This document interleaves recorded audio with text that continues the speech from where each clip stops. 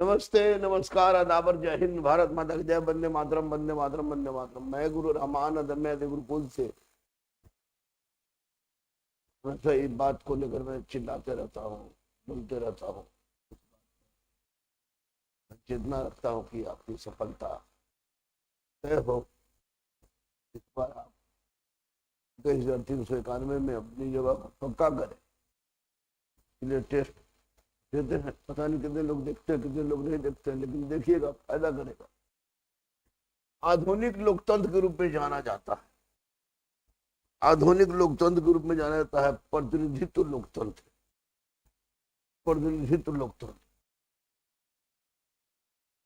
America की खोज किसने की? कोलंबस ने। स्पेन का था, भारत खोजने निकला था, खोज दिया अमेरिका। 1950 के पहले हिंद चीन में कौन से देश शामिल होते थे? वियतनाम, कंबोडिया और लाओस। वियतनाम, कंबोडिया और लाओस।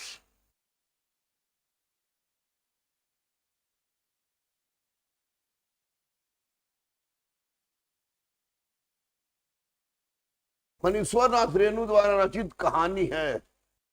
हाँ, बड़ी खूबसूरत है। मनीश्वर नाथ कहानी है लाल पान की बेगम। लाल पान की बेगम। लाल पान की बेगम।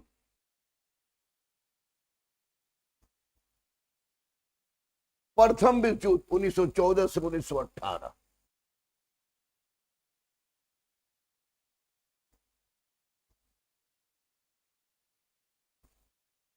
सरहुल पर्व मुख्यतः कौन मनाते हैं? सरहुल पर्व मुख्यतः आपको मुंडा मनाते हैं। मुंडा मनाते हैं।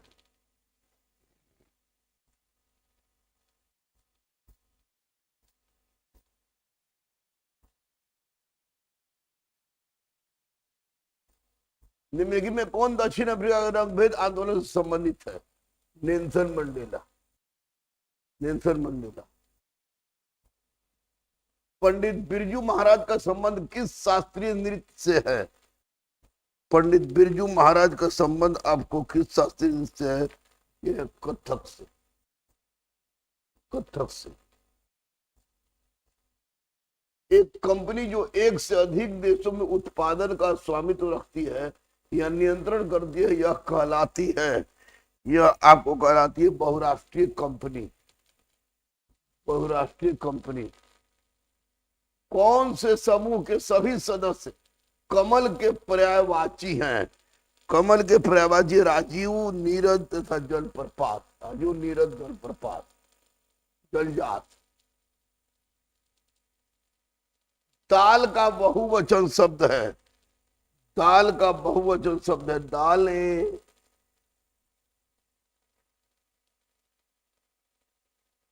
देशों के बीच विकास की तुलना करने हेतु उपयोगी मापक है। क्या है देशों के बीच में? तो आपको ये है प्रति व्यक्ति आय। प्रति व्यक्ति आय। हड़प्पा किस स्थल में जलाशय के प्रमाण मिले हैं? धौलावीरा। धौलावीरा।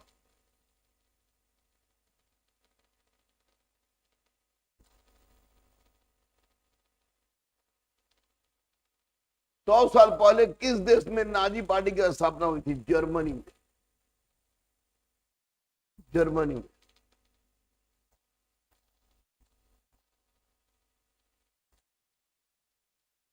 इनमें से कौन संविधान निर्माती सभा के सदस्य नहीं थे? नहीं थे। कौन नहीं थे भैया? मोहम्मद अली जिन्ना, जवाहरलाल नेहरू, मौलाना अबुल कलाम, वल्लभ भाई पटेल। ये तुमको मोहम्मद अली जिन्ना नहीं थे, ये हो गए वो कमीनागिरी कर रहे थे।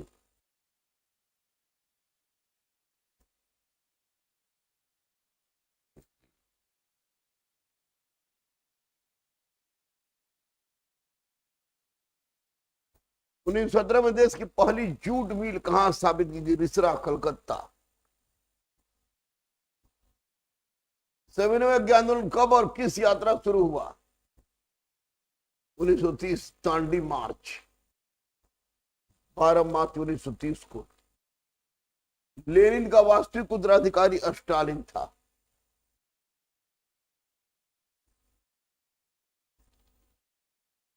लगे रहिए, भिड़े रहिए।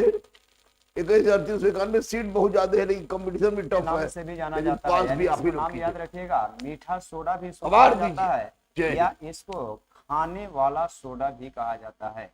तो पहले तो याद रखिएगा दोस्त कि अगर बेकिंग पाउडर जो होता है, बेकिंग सोडा जो होता है, रासायनिक नाम किसका होता है, ये मीठा सोडा, और इसी को खाने वाला सोडा भी कहा जाता है। तो कह रहा है कि बेकिंग सोडा जो होता है, और एक का तो आपको सोडियम जोड़ दिया है।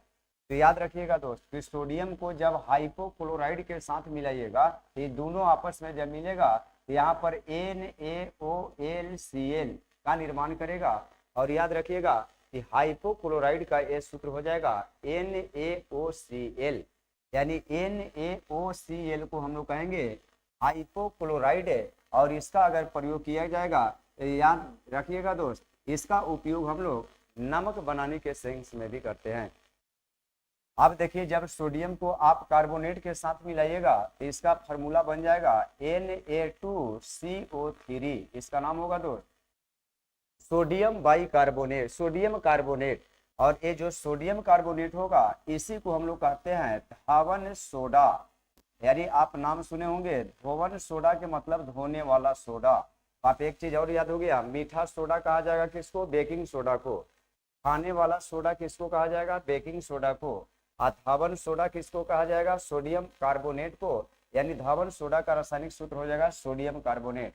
हाई सोडियम हाइपोक्लोराइड का सूत्र होगा NaOCl, इसका उपयोग किस रूप में किया जाएगा, नमक बनाने के रूप में किया जाएगा। तो कार्बोनेट, आप जब हाइड्रोक्साइड का प्रयोग करते हैं तो Na में जब हाइड्रोक्साइड जोड़िएगा तो NaOH का निर्माण होगा, यानी ये क्षारीय पदार्थ को इंडिकेट करेगा। तो क्षारीय पदार्थ OH जोड़ने से क्षारीय पदार्थ को इंडिकेट करेगा। बाई कार्बोनेट को जब सोडियम में हम जोड़ते हैं तो इसका हो जाएगा NaHCO3, और NaHCO3 का रासायनिक नाम होगा सोडियम बाइकार्बोनेट, इसी को कहा जाता है बेकिंग सोडा। तो देखिए दोस्त, कुछ बात को यहाँ चर्चा कीजिए। आपको कह रहा है कि बेकिंग सोडा क्या है, तो सोडियम का एक बाइकार्बोनेट होता है। जब सोडियम में बाइकार्बोनेट को जोड़ते हैं इसका फार्मूला होता है NaHCO3, और NaHCO3 जो होगा इसी को कहा जाता है बेकिंग सोडा, इसी को कहा जाता है मीठा सोडा, इसी को कहा जाता है खाने वाला सोडा। अब यहाँ से अगर हम लोग का सोडियम हाइपोक्लोराइड का फार्मूला पूछेगा तो सोडियम हाइपोक्लोराइड का फार्मूला होता है NaOCl, इसका उपयोग नमक उत्पादन करने में किया जाता है। और जब सोडियम में कार्बोनेट जोड़ते हैं तो इसका नाम होता है सोडियम कार्बोनेट। सोडियम कार्बोनेट का आपका फार्मूला होगा Na2CO3, इसको धावन सोडा, यानी इसी को धोने वाला सोडा भी कहा जाता है। तो चलिए, आपका आंसर था बेकिंग सोडा है सोडियम, क्या होगा, सोडियम बाइकार्बोनेट को ही कहा जाता है बेकिंग सोडा। कभी सूत्र भी पूछता है NaHCO3 होगा दोस्त। चलिए नेक्स्ट क्वेश्चन की ओर बात करते हैं, और आगे बढ़ाइए। अरे साइंस देखना है, आगे बढ़ाइए ना, और आगे बढ़ाइए, और आगे बढ़ाइए, बढ़ाइए। सब क्वेश्चन जैसे तैसे। एक मिनट यहाँ रुक दीजिए, रुकिए। देखिए, एक और साइंस से आपको क्वेश्चन आ रहा है, चुंबकत्व दोस्त, इसी को इंग्लिश में कहा जाता है मैग्नेटिज्म। तो कह रहा है कि चुंबकत्व पर आधारित एक विकसित तकनीक है, जिस तकनीक का नाम आप सुने होंगे MRI।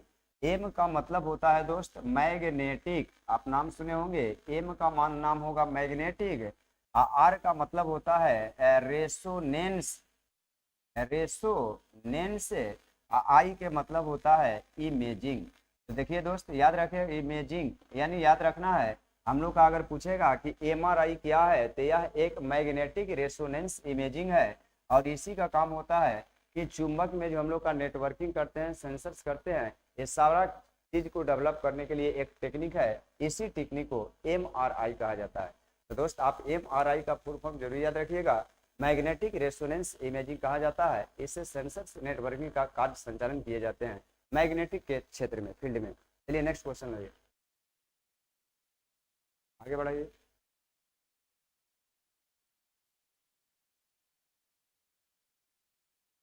तेरह नंबर रुकिए, देखिए दोस्त, आगे क्वेश्चन आपको कह रहा है कि विद्युत बल्ब का तंतु किसका बना होता है। तो याद रखिएगा कि विद्युत बल्ब का तंतु टंगस्टन का बना होता है।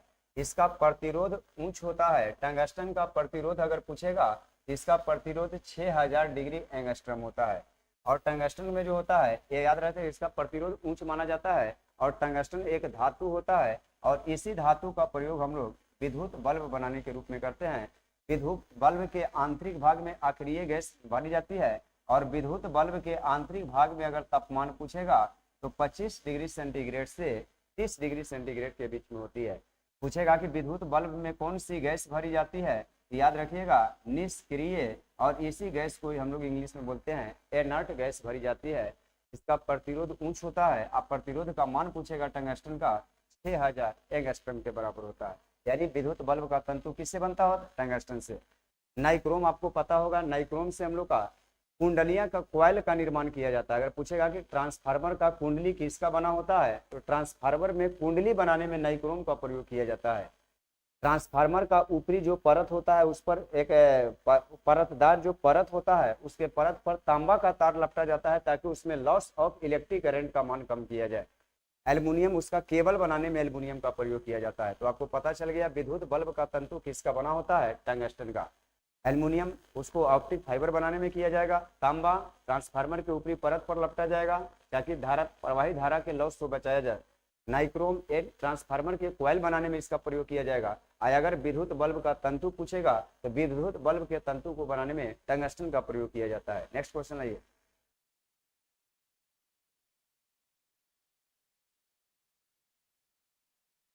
नेक्स्ट क्वेश्चन है दोस्त, तारापुर केंद्र। आपको पता होना चाहिए तारापुर केंद्र जो है, अगर पूछेगा कि कहाँ है, तो याद रखिएगा कि तारापुर जो सेंटर है ये महाराष्ट्र में है। और यहाँ पर बड़े बड़े एटॉमिक बम और जितने बड़े बड़े न्यूक्लियस हथियार होते हैं, सारे हथियार को रखने के लिए यहाँ पर सैटेलाइट बनाए गए हैं। तो कह सकते पूछा है कि तारापुर केंद्र किस लिए प्रसिद्ध है? आणविक शक्ति, यानी परमाणु बम, न्यूक्लियस बम के लिए प्रसिद्ध होता है। आपका आणविक शक्ति आंसर हो जाएगा दोस्त। नेक्स्ट क्वेश्चन है ये, आगे।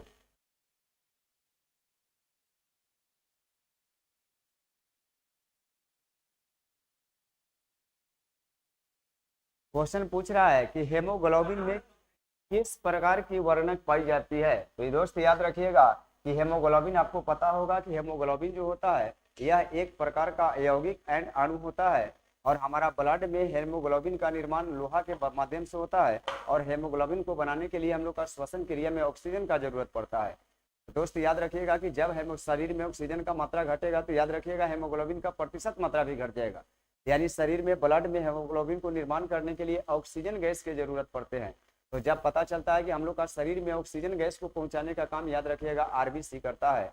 तो यहाँ पर आपको क्वेश्चन दे रहा है कि हेमोग्लोबिन वर्णन में क्या पाया जाता है। तो आपको पता होगा आरबीसी का फुल फॉर्म होता है रेड ब्लड कार्पस कलेस। रेड ब्लड कार्पस कलेस, इसी को हिंदी में कहा जाता है लाल रक्त कणिकाएं। लाल रक्त कणिकाएं, याद रखिएगा गुरु। इसका संख्या अगर पूछा जाए, तो इसका संख्या हम लोग का शरीर में 45 लाख से 50 लाख के बीच में होता है। अगर इसका जीवन काल पूछा जाए, तो इसका जीवन काल 120 दिन का होता है। इसका काम होता है कि शरीर के अनेक अंग तक ऑक्सीजन और कार्बन डाइऑक्साइड को परिवहन कराने का काम आरबीसी ही करता है। यानी ऑक्सीजन को प्रवेश कराने से आरबीसी के द्वारा ही शरीर में हेमोग्लोबिन का निर्माण भी होता है।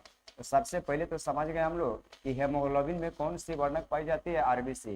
डब्ल्यूबीसी का फुल फॉर्म होता है, आप लोग पढ़े होंगे दोस्त। डब्ल्यू के मतलब हो जाएगा व्हाइट, बी के मतलब हो जाएगा ब्लड, और सी के मतलब हो जाएगा सेल। इसी को कहा जाएगा श्वेत रक्त कणिकाएं। श्वेत रक्त कणिकाएं। तो आपसे पूछा जाए, अब इसका जीवन काल 2 से 4 दिन है, तो 5 से 12 दिन होता है। डब्ल्यूबीसी 2 प्रकार का होता है, एक का नाम मोनोसाइट, दूसरा का नाम लिम्फोसाइट। मोनोसाइट का काम होता है रोगाणुओं को नष्ट करना। लिम्फोसाइट का काम होता है प्रतिरोधक क्षमता को बढ़ा के एंटीबॉडी का निर्माण करना।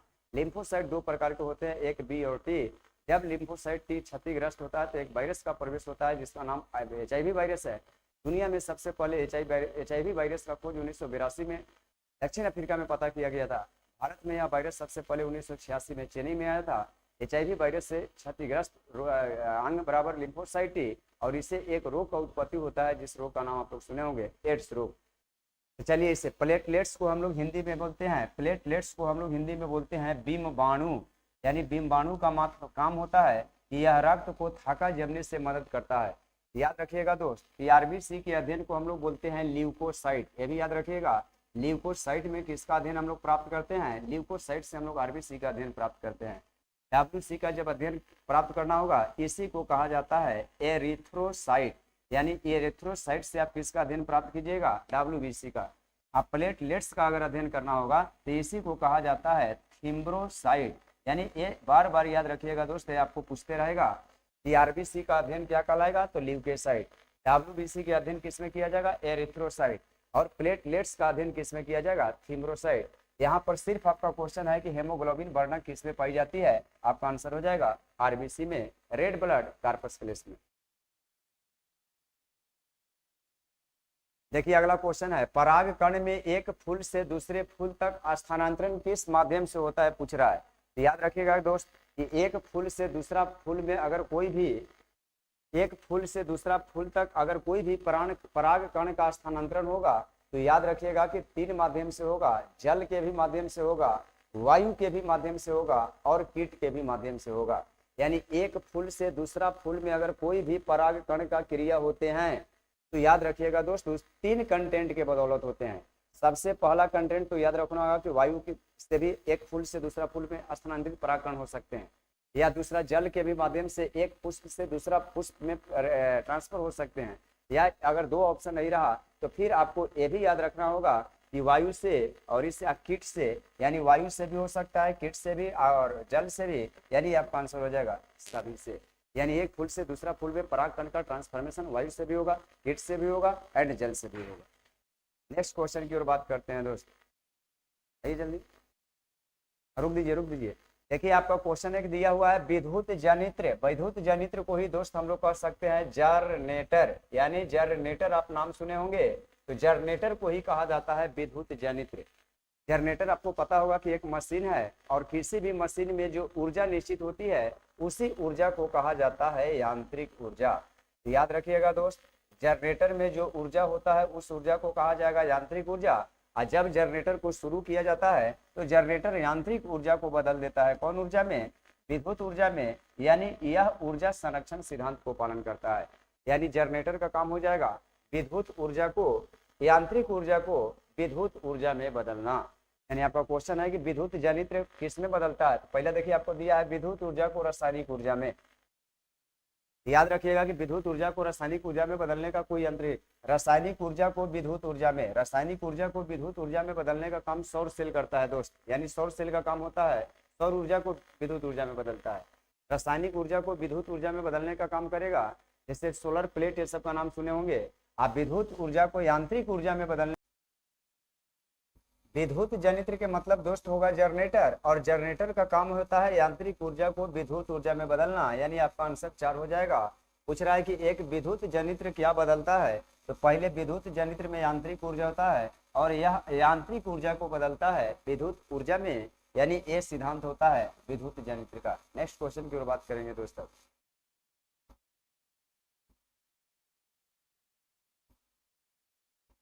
अब देखिए दोस्त, एक वैज्ञानिक आप नाम सुने होंगे D.I. मेंडलीफ। पता होगा आप लोग का कि सबसे पहले पीरियोडिक टेबल का नाम सुने होंगे, आवर्त सारणी का। यानी सारणी में तत्व को सबसे पहले सजाने का काम जो वैज्ञानिक किए थे उस वैज्ञानिक का नाम था डेबोजेनर। आप नाम सुने होंगे दोस्त। और डेबोजेनर ने त्रियक नियम का प्रतिपादन किया था। यानी इन्होंने अपने टेबल में सिर्फ 3 तत्व को पोजीशन दिया था, इसीलिए डेबोजेनर का प्रणाली असफल हुआ था। तो बाद में डेबोजेनर के बाद एक और वैज्ञानिक आए थे जिनका नाम था न्यूलैंड्स। आप नाम सुने होंगे दोस्त। तो न्यूलैंड्स के समय में 56 तत्व आ चुका था और 56 तत्व में न्यूलैंड्स ने सिर्फ 8 तत्व का ही अपना प्रणाली यानी टेबल तैयार किया था, जिसको अष्टक नियम कहा जाता था। यही कारण था कि बाद में न्यूलैंड्स का भी असफल हुआ टेबल। फिर थर्ड में आए थे टेबल को 1809 में एक रूस के वैज्ञानिक थे जिनका नाम था मेंडलीफ। यानी दोस्त आप समझ सकते हैं, अगर पूछेगा कि मेंडलीफ का संबंध किस देश से था तो आप कह सकते हैं कि इसका संबंध रूस से था। और वैज्ञानिक मेंडलीफ ने ही सबसे पहले इन्होंने बताया था कि किसी भी तत्व के अगर आप टेबल में सजाने के लिए बताए थे कि किसी भी तत्व का रासायनिक गुण और भौतिक गुण उसके द्रव्यमान संख्या के आवर्त फलन होता है। इसका मतलब होता है दोस्त कि मेंडलीफ ने अपना आवर्त सारणी में बढ़ते हुए द्रव्यमान संख्या के आधार पर तत्व को सजाया था। लेकिन बाद में मेंडलीफ का भी आवर्त सारणी असफल हुआ था, क्योंकि मेंडलीफ ने अपना आवर्त सारणी में हाइड्रोजन का कोई पोजीशन नहीं दिया था।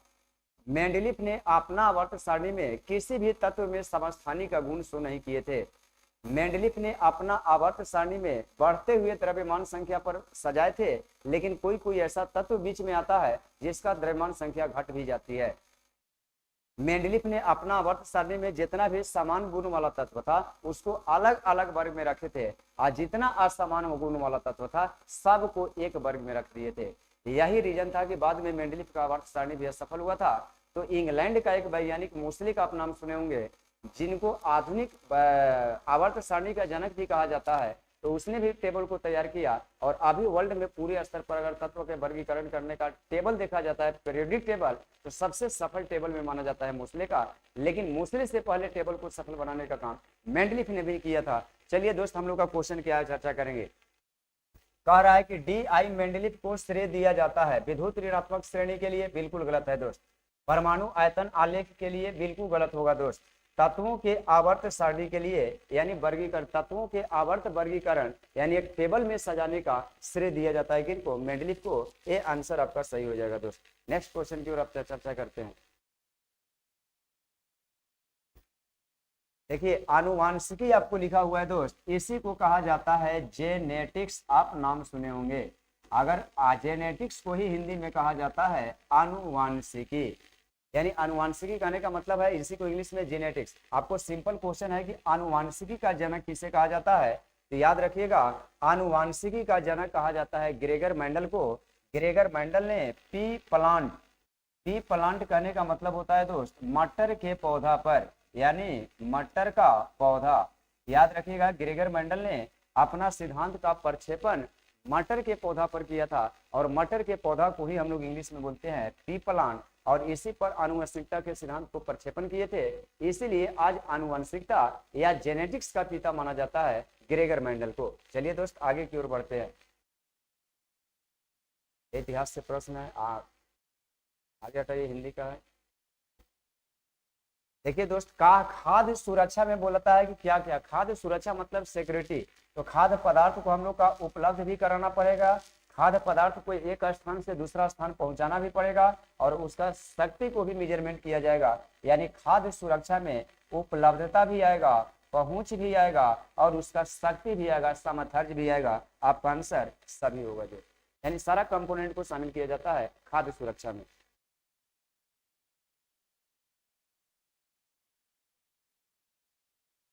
एक मिनट। कह रहा है कि भारत का प्रथम परमाणु संयंत्र, अभी हम बोल रहे थे दोस्त परमाणु संयंत्र को ही कहा जाता है आणविक शक्ति, और आणविक शक्ति का सबसे बड़ा सेंटर अपना देश में तारापुर जो महाराष्ट्र में स्थापित किया गया है, जो देश का पहला परमाणु संयंत्र के नाम से भी विख्यात है। तो देखिए क्वेश्चन है कि भारत का प्रथम परमाणु संयंत्र कहाँ स्थापित किया गया। याद रखिएगा दोस्त, महाराष्ट्र के तारापुर में स्थापित किया गया, और ये भारत का सबसे बड़ा परमाणु संयंत्र में अभी इसको शामिल भी किया जाता है। नेक्स्ट क्वेश्चन है ये,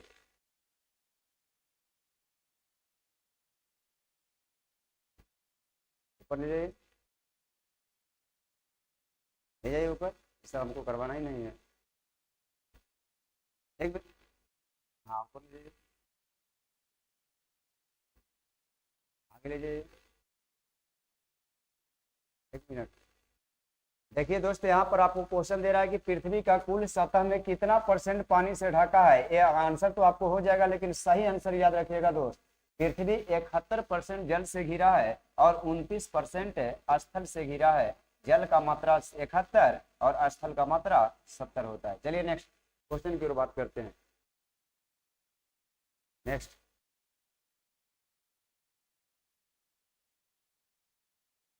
एक मिनट, ये तो इकोनॉमिक्स से क्वेश्चन है, आगे बढ़ाइए। देखिए दोस्त, यहाँ पर आपको दे रहा है असमतापी जंतु।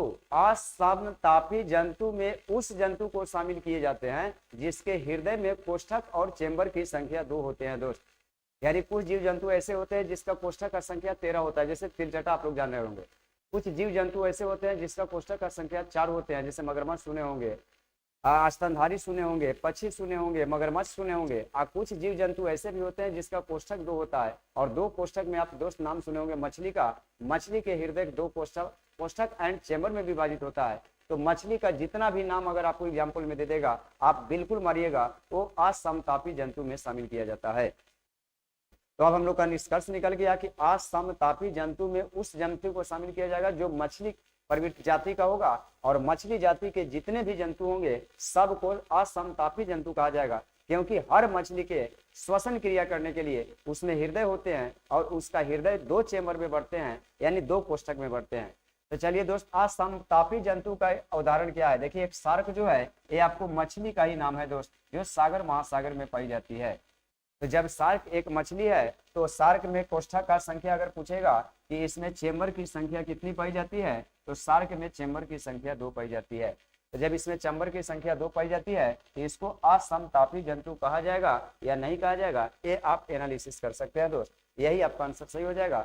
शार्क एक मछली है जिसके हृदय में 2 कोष्ठक होते हैं, और जब इसके हृदय में 2 कोष्ठक होते हैं, यह एक असमतापी जंतु के श्रेणी में आता है। नेक्स्ट क्वेश्चन है, देखिए दोस्त, आप लोग पढ़े होंगे न्यूटन का फर्स्ट लॉ ऑफ मोशन एक वस्तु पर लागू हो सकता है, न्यूटन का सेकंड लॉ ऑफ मोशन एक वस्तु पर लागू हो सकता है, लेकिन दोस्त याद रखिएगा कि न्यूटन का तीसरा गति नियम कभी भी एक वस्तु पर लागू नहीं होता है। यानी न्यूटन के तीसरा वस्तु को लागू करने के लिए हमेशा 2 वस्तु का जरूरत पड़ते हैं। तो याद रखिएगा, 2 गतिमान वस्तु अगर हम लोग लेते हैं तो याद रखिएगा इस वस्तु का नाम है P1 और इसका दोस्त नाम है P2।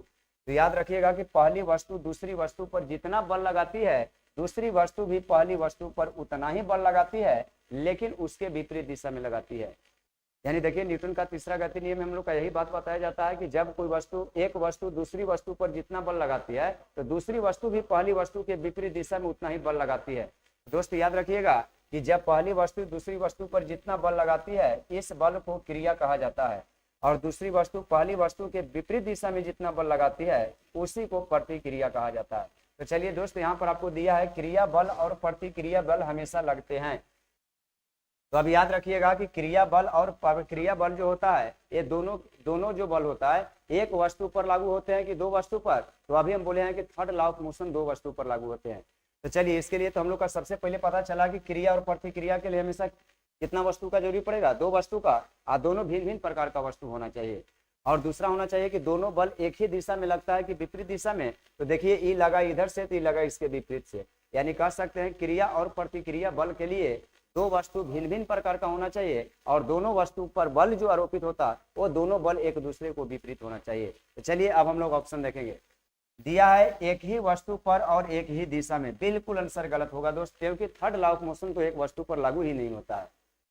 सेकंड दिया है एक ही वस्तु पर एक विपरीत दिशा में। अपने से बताइए कि एक वस्तु पर, तो यहाँ फिर हम लोग देखेंगे कि third law of motion apply ही नहीं होगा। अलग अलग वस्तुओं पर एक ही दिशा में, ये भी गलत होगा। अलग अलग वस्तु तो सही दिया है दोस्त, लेकिन जो एक ही दिशा लिख दिया गलत लिखा है। अब चौथा ऑप्शन हम लोग का दे रहा है, यानी ये भी गलत होगा। अलग अलग वस्तुओं पर और विपरीत दिशा में, यानी बिल्कुल ये आंसर आपको सही दे रहा है। देखिए, दोनों का द्रव्यमान अलग अलग है, नाम भी अलग अलग है। ये बल लगा है इधर से, तो ये बल लगा इसके विपरीत दिशा से, यानी दोनों वस्तु भिन्न भिन्न प्रकार का होगा, और दोनों वस्तु पर आरोपित बल एक ही दिशा में भी नहीं होगा, एक दूसरे को विपरीत दिशा में होगा। इसीलिए तीसरा नियम में बताया जाता है कि क्रिया के विपरीत प्रतिक्रिया होती है, और इसी से स्पष्ट होता है कि न्यूटन साहब ने अपना तीसरा गति नियम में बल के गुण को प्रदर्शित किया है। नेक्स्ट क्वेश्चन की ओर बात करेंगे। सही है, 1 मिनट। कह रहा है कि निम्न में से किसका बीज प्रोटीन और वसा तेल का प्रमुख स्रोत होता है? याद रखिएगा दोस्त, सोयाबीन के पेड़ से तेल का प्राप्ति किया जाता है, और इसके तेल में, सोयाबीन में तो आपको पता होगा 45% प्रोटीन की मात्रा पाई जाती है।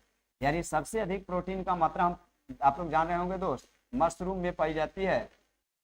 मशरूम में प्रोटीन की मात्रा 80%, आप प्रोटीन में सोयाबीन में प्रोटीन का मात्रा 45%, कभी दाल में देता है तो दाल में प्रोटीन की मात्रा 25%, कभी मांस देता है तो मांस में प्रोटीन की मात्रा 20% पाई जाती है। तो देखिए, सिर्फ क्वेश्चन है कि निम्नलिखित में से किसका बीज प्रोटीन और वसा तेल का प्रचुर मात्रा का स्रोत होता है? आप आंसर कर सकते हैं सोयाबीन, क्योंकि मशरूम के बाद मशरूम में तो तेल प्राप्ति नहीं होता है। सोयाबीन ऐसा प्रोडक्ट है जिससे प्रोटीन भी व्यापक मात्रा में होते हैं और इसके साथ साथ उससे वसीय फैटी एसिड का भी हम लोग का प्राप्ति कर लेते हैं। तो आंसर आपका हो जाएगा सोयाबीन।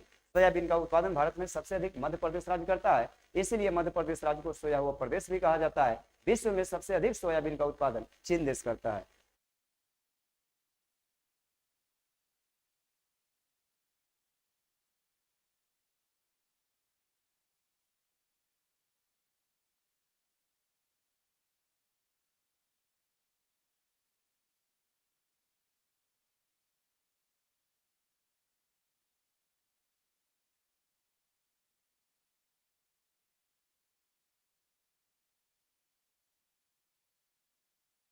देखिए दोस्त 67 नंबर क्वेश्चन आपको दे रहा है कि निम्न में से उपार्जित लक्षण। देखिए दोस्त, कुछ लक्षण ऐसे होते हैं जो किसी जीव जंतु में प्रकृति के माध्यम से विकसित होते हैं और कुछ लक्षण जीव जंतु में ऐसे होते हैं जो उनके माता पिता के माध्यम से उसमें मतलब विकसित होते हैं और कुछ लक्षण ऐसे होते हैं जो हम लोग का जन्म लेने के बाद खुद अपने आप उत्पन्न होता है।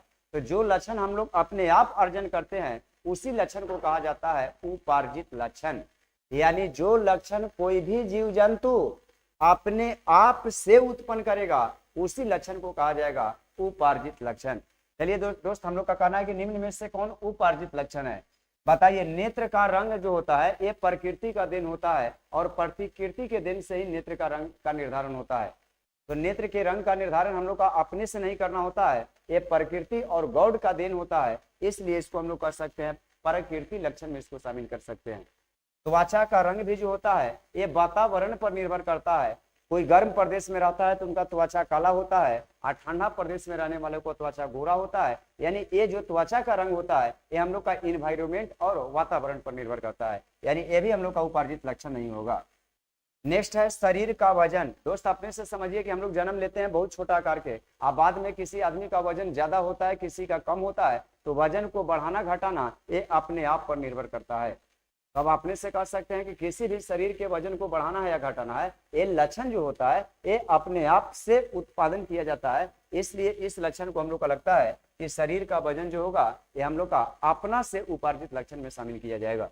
अब बाल का प्रकृति ये भी प्रकृति का देन है। ये चार ऑप्शन में एक ही ऑप्शन आपको दिखाई दे रहा है जो लगता है कि ये लक्षण ये अपने आप कोई जीव जंतु अपने समय अपने आप उत्पन्न करता है। तो जो लक्षण जीव जंतु में अपने आप उत्पन्न होते हैं यानी जीव जंतु के माध्यम से उत्पन्न होते हैं उसी को उपार्जित लक्षण कहा जाता है। नेक्स्ट क्वेश्चन की ओर बात करेंगे।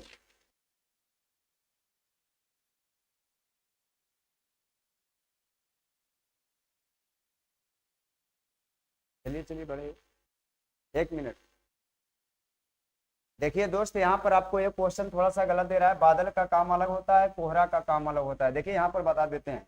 बादल का काम होता है दोस्त, बादल जो होता है वो द्रव्य, जब कोई द्रव्य पदार्थ ठोस में बदल जाता है तो बादल का निर्माण होता है। यानी बादल का निर्माण द्रव्य से किस में बदलना होगा, ठोस में। एक कोहरा आप नाम सुने होंगे दोस्त, तो कोहरा पता चलता है कि ये भी पहले रहता है कोहरा किस अवस्था में, तो कोहरा आपको दिखाई देगा पहले द्रव्य अवस्था में और द्रव्य अवस्था के बाद फिर एक परिवर्तित हो जाता है किसमें, धुआं यानी गैस में होता है पहले। गैस यानी पहले आपको हो जाएगा कोहरा गैस अवस्था में और गैस के बाद फिर ये बदलता है किसमें, द्रव्य अवस्था में। तो द्रव्य से ठोस भी हो जाएगा या गैस से द्रव्य हो जाएगा। देखिए ऑप्शन में आपको हर जगह यहाँ पर आपको एग्जाम्पल में थोड़ा सस्पेंशन डाल दिया है दोस्त, इसलिए आप कंक्लूजन में ये जरूर लिख लीजिएगा कि बादल का निर्माण होता है द्रव्य से ठोस में बदलना और कोहरा का काम होता है गैस को द्रव्य में बदलना। नेक्स्ट, यानी सारा ऑप्शन आपको यहाँ गलत दिखाई दे रहा है। नेक्स्ट क्वेश्चन है, 1 मिनट। देखिए गुरु, एक होता है हम लोग का पूछता है नवीकरणीय ऊर्जा और एक पूछता है अनवीकरणीय ऊर्जा। तो याद रखिएगा कि जिस ऊर्जा का उत्पादन हम लोग भोजन के माध्यम से करते हैं या जिस ऊर्जा का प्राप्ति अगर हम लोग कोई कच्चा पदार्थ के माध्यम से करते हैं तो दोस्त उसको कहा जाता है अनवीकरणीय ऊर्जा। और जो ऊर्जा हम लोग का प्रकृति से मिलता है उस ऊर्जा को कहा जाता है नवीकरणीय ऊर्जा। तो कह रहा है कि नवीकरणीय ऊर्जा का स्रोत उदाहरण क्या है। कोयला तो आपको पता होगा दोस्त जीवाश्म ईंधन है, कच्चा पदार्थ है। ये अनवीकरणीय स्रोत में हम लोग का शामिल होगा, यानी कोयला को हम लोग शामिल करते हैं किसमें, अनवीकरणीय स्रोत में। अनवी इसको शामिल करते हैं अनवीकरणीय करणीय स्रोत में इसको शामिल करते हैं। और पेट्रोलियम भी इसी में शामिल हो जाएगा, प्राकृतिक गैस भी अगर पूछेगा तो इसी में शामिल हो जाएगा, चूंकि ये तीनों जीवाश्म ईंधन होता है। अब हम लोग का सूर्य जो होता है, सूर्य के प्रकाश से में एनर्जी का निर्धारण आइंस्टीन ने किया था, और उन्होंने एनर्जी का मान निकालने के लिए E बराबर डेल mc स्क्वायर फॉर्मूला भी बताया था, और उस चीज के उपलक्ष्य में 1921 में अल्बर्ट आइंस्टीन को नोबेल पुरस्कार से सम्मानित भी किया गया था। यानी सूर्य के प्रकाश में भी हम लोग का ऊर्जा मिलता है, और सूर्य के प्रकाश से जो भी एनर्जी का प्राप्ति होता है ये प्राकृतिक रूप से प्राप्त होता है, इसलिए ऊर्जा के नवीकरणीय स्रोत में यहाँ पर हम लोग सूर्य को शामिल कर सकते हैं। इसका आंसर आपका हो जाएगा सूर्य। बाकी ये तीन ऑप्शन जो देख रहे हैं, ए अनवीकरणीय स्रोत को इंडिकेट करेगा, और एक जो ऑप्शन है नवीकरणीय स्रोत को इंडिकेट करेगा। नेक्स्ट क्वेश्चन की ओर चलेंगे दोस्त।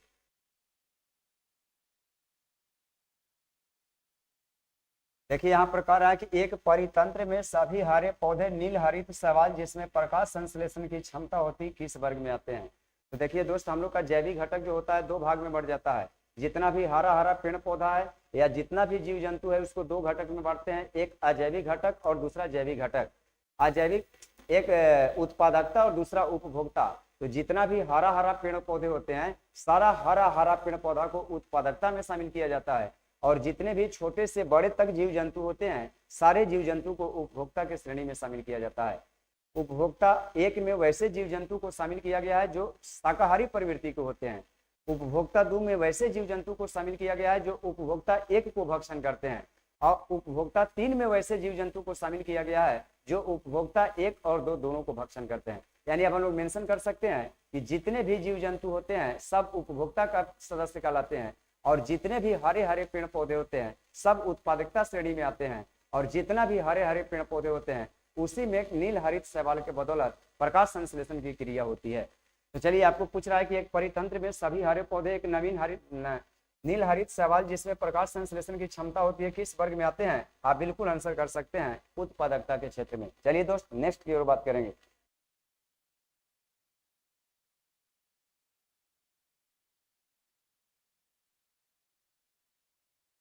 नेक्स्ट क्वेश्चन आपका कह रहा है कि मृदा अपरदन को हम लोग मृदा क्षय यानी भूमि का कटाव या भूमि में ह्यूमस का मात्रा को समाप्ति, इसी को कहा जाएगा मृदा अपरदन। यहाँ पूछ रहा है कि आप पूछता है कभी कि मृदा अपरदन को होने का मुख्य कारण क्या है। तो इसका आंसर होता है वन कटाई।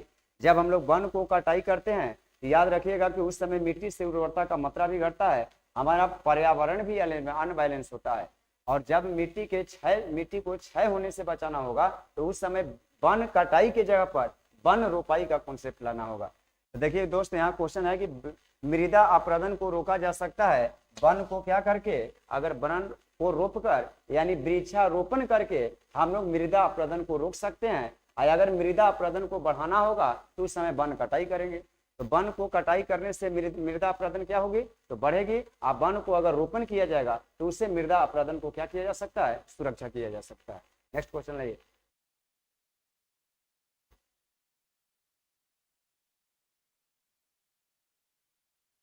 इस्पात एवं लोहे के जंग से सुरक्षित रखने के लिए दोस्त, देखिए आपका यहाँ पर कोई भी लोहा को अगर जंग से बचाना होगा तो आपको पता होगा जस्तीकरण की प्रक्रिया अपनाई जाती है, और जस्तीकरण की प्रक्रिया में का मतलब होता है कि उसके ऊपर जस्ता का परत चढ़ाई जाती है। यानी जस्तीकरण की क्रिया में जस्ता का परत चढ़ाना अति आवश्यक होती है। नेक्स्ट क्वेश्चन ले।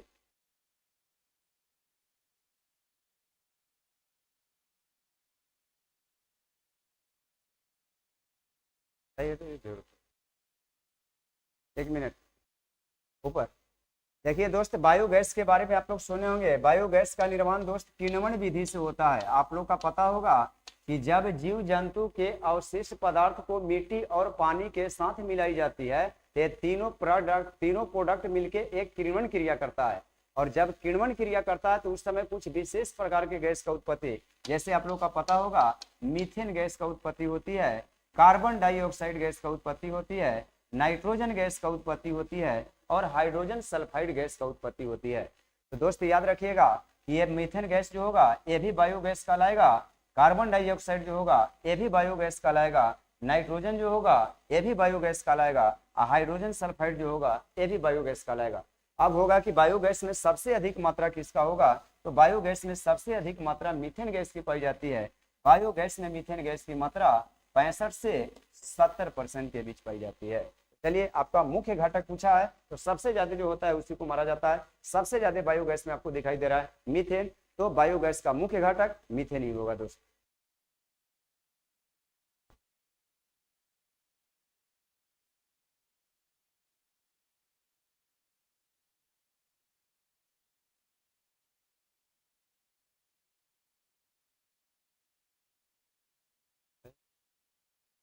इसका मतलब खत्म। तो चलिए दोस्त, आपका साइंस का कहानी खत्म। विशेष के लिए सब लोग आके अपना सोल्यूशन करेंगे और आज का कहानी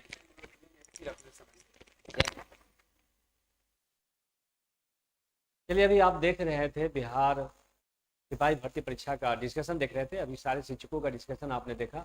अभी हिंदी का कुछ सवाल बच गई है और हिंदी के सवाल में वो सर अभी तक नहीं पहुंच पाए, तो मैं ही सोचा क्यों ना आंसर करवा दूं। तो क्वेश्चन नंबर 17 आप लोग निकाल देंगे, देखेंगे। और क्वेश्चन आपको टेलीग्राम पे मिल गया होगा। हमारा जो टेलीग्राम है अदम्य अदिति गुरुकुल, उस टेलीग्राम के माध्यम से क्वेश्चन आपको मिल जाता होगा। आंसर यूट्यूब के माध्यम से मैंने देना शुरू कर दिया। तो सारे शिक्षकगण अदम्य अदिति गुरुकुल और एम सिविल सर्विसेज के आपके साथ जुड़े हुए हैं। 17 नंबर क्वेश्चन देखते हैं। लीलाधर जगुड़ी द्वारा रचित कविता किसकी है? ऑप्शन दिया गया है बादल बादल राग, बी में है पूरा हिंदुस्तान मिलेगा, और सी में है मेरा ईश्वर, और डी में है छाया मत छूना। क्या आंसर हो जाएगा? आंसर बताएंगे जल्दी। आप देख रहे होंगे जिस भी लड़का का मेरा ईश्वर आंसर मारे होंगे वह सही है, मिला लेंगे आप लोग। नेक्स्ट क्वेश्चन देखते हैं। 38 नंबर क्वेश्चन देखते हैं। 38 नंबर क्वेश्चन 38 नंबर क्वेश्चन देखते हैं। अमन फसल संबंधित है। अमन फसल संबंधित है, किससे संबंधित है? मक्का से, ज्वार से, अरहर से या धान से? स्वयं सहायता किससे संबंधित है? A option, B option, C option या फिर डी ऑप्शन? जल्दी बनाएंगे। अमन फसल संबंधित है, वेरी गुड। जिस लड़का का डी ऑप्शन धान से, यानी कि धान से स्वयं सहायता, अमन फसल संबंधित है, आंसर बना लेंगे। नेक्स्ट देखेंगे 40 नंबर।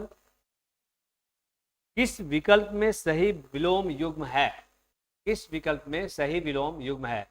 ए में है अनादर निरादर, बी में है अनूठा बेजोड़, सी में है इशारा साइन, डी में है गौरव लाघव। क्या ऑप्शन हो जाएगा? अगर आप नहीं पढ़े हैं तो इसे याद कर लीजिए, अब पढ़े हैं तो कोई बात नहीं, गौरव लाघव। नेक्स्ट देखेंगे 42 नंबर क्वेश्चन देखेंगे। एक कहानी यह भी रचना है। एक कहानी यह भी रचना है। मृदुला गर्ग, मैत्री पुष्पा, मन्नू भंडारी, माहेश्वरी, कहा महाश्वेती देवी। क्या हो जाएगा? चारों ऑप्शन देख लेंगे। Mannu Bhandari, option number C. एक कहानी यह भी रचना है, ऑप्शन नंबर सी आंसर हो गया इसका। उसके बाद आ जाइए 75 नंबर क्वेश्चन निकालेंगे। 75 नंबर क्वेश्चन। इस बार क्वेश्चन इधर उधर है। हमारी किताब भी मार्केट में आई हुई है, विद्यासागर की किताब है, और विद्यासागर का किताब वॉल्यूम 2 आप लोग अवश्य ले लेंगे। सिपाही भर्ती परीक्षा के लिए वॉल्यूम 2 विद्यासागर की किताब आई है, गुरु रहमान सर उसका लेखक है। आप उस किताब को लेना ना भूलेंगे। हर एक डिस्ट्रिक्ट में जहां आप हैं वहां से आपको मिल जाएगा। नहीं है तो आप ऑनलाइन भी मंगा सकते हैं, या फिर नजदीकी पुस्तक भंडार कोई भी किताब की दुकान से आप उसको प्राप्त कर सकते हैं। 75 नंबर क्वेश्चन देखेंगे। संज्ञा शब्द जहर में इला प्रत्यय जोड़ने से कौन सा विशेषण बनेगा? ए में है जोशीला, बी में है जहरीला, और सी में है जहरीला, और डी में है जाहिला। भाई, संज्ञा शब्द जहर में इला प्रत्यय जोड़ने से कौन सा विशेषण बनेगा? 75 नंबर। अगर प्रत्यय बनाए हैं, सीखे हैं, तो जरूर आपको उसको बन लेगा। कौन सा हो जाएगा आंसर? वेरी गुड, जहरीला। ये तो ऐसे भी लड़के देखते के साथ आंसर मारेगा, जहरीला। 75 नंबर क्वेश्चन। 82 नंबर देखिए। जितेंद्रिय शब्द का सही संधि विच्छेद क्या होगा? जितेंद्रिय शब्द का सही संधि विच्छेद क्या होगा? जित जोड़ इंद्रिय, बी में है जिते जोड़ इंद्रिय, सी में है जिह जोड़ इंद्रिय, और डी में है जिन जोड़ इंद्रिय। कौन सा आंसर हो जाएगा? ए, बी, सी या डी? बनाएंगे जल्दी, टाइम कम है, कम समय में सही आंसर बनाना है। जिसका भी आंसर ए आ रहा होगा, जित जोड़ इंद्रिय, जितेंद्रिय शब्द का सही संधि विच्छेद होगा। बस ये लास्ट क्वेश्चन था। तो आप देख रहे थे सिपाही भर्ती परीक्षा का टेस्ट आज सैटरडे को होता है, ऑफलाइन के माध्यम से 9 बजे होता है और ऑनलाइन के माध्यम से भी 9 बजे आपको मिला होगा, रात्रि के 9 बजे। और डिस्कशन समाप्त होने से पहले मैं 2-3 बातें बता देना चाह रहा हूँ कि हमारे यहाँ जो भी क्लासेज चल रही है बिहार शिक्षक भर्ती परीक्षा का ऑनलाइन के माध्यम से, तो हमारा 2-2 एप्लीकेशन है, अब तो 3-3 एप्लीकेशन हो गया। एक तो हो गया है रहमान सर लाइव क्लासेज, दूसरा है एम सिविल सर्विसेज और तीसरा है धुरीना। तीनों एप्लीकेशन पे आप वीडियो देख सकते हैं और लाइव क्लासेस भी देख सकते हैं। इसके माध्यम से आपको वीडियो मिलते चला जाएगा और कोर्स समय से पहले खत्म होगा। पीडीएफ के साथ आपको सारा चीज़ मिलते जाएगा, क्वेश्चन भी मिलेगा। आप देर ना करें, अपने मित्रों को बताएं कि इस चैनल पे और इस एप्लीकेशन के माध्यम से यह क्लासेज चल रही है। बिहार शिक्षक यानी कि बिहार सिपाही भर्ती परीक्षा का जो अभी ऑनलाइन टेस्ट देख रहे थे, इसका ऑफलाइन का क्लासेज भी हो रहा है, ऑफलाइन टेस्ट भी होता है। तो आप अगर गुरुकुल में आना चाहते हैं तो हमारा पता है नया टोला, गोपाल मार्केट, पटना 4, खजांची रोड के जस्ट बगल में बैंक ऑफ बड़ौदा के सामने आप आकर के मिल सकते हैं। गुरु रहमान सर एंड टीम कुश्ती से भी आप मिल करके अपना क्यूरी को दूर कर सकते हैं और विशेष जानकारी आप प्राप्त कर सकते हैं। अगर आपको नंबर चाहिए तो नंबर आप लिख सकते हैं। ऑफिस का नंबर है 9934402772। मेरा नंबर है 9334107690। दोनों पर आप कॉन्टैक्ट करके आप बात कर सकते हैं। और किताब लेना ना भूलें, विद्यासागर की किताब, किरण पब्लिकेशन का भी किताब हमारा मार्केट में मिल जाएगा। आपको 2-2 किताब आपको सिपाही भर्ती परीक्षा का मिलेगा। और भी क्लासेज चल रहा है, बीपीएससी की क्लासेज चलती है, दरोगा का क्लासेज चल रहा है, शिक्षक भर्ती का भी क्लासेज चल रहा है, अन्य जो प्रतियोगिता परीक्षा है सारे क्लासेज यहाँ ऑनलाइन के माध्यम से मिल जाएगा तीनों एप्लीकेशन पे। अगर विशेष जानकारी लेनी है तो मैंने एड्रेस बता दिया है, पता बता दिया। धन्यवाद। फिर मिलते हैं नेक्स्ट टेस्ट में नेक्स्ट सैटरडे को इसी समय। धन्यवाद। एक सेकंड था, बारे में जाइए।